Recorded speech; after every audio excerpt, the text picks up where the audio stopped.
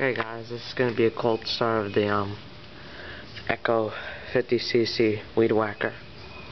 Hasn't been started at least 2 weeks.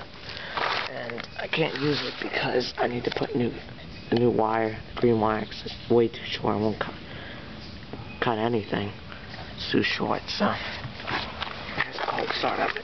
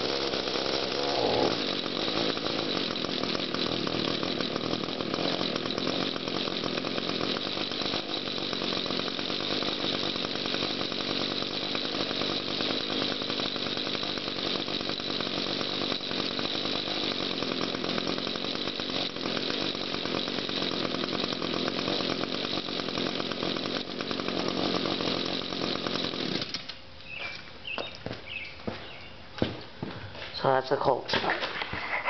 The next video, I'm bringing my camera over to my friend's house, so I'm gonna bring my dirt bike. So the next video after the Weed Whacker will probably be a quad video, unless I have to do a lot of editing. Because my friend doesn't know how to use the camera. So, see you guys later. Bye.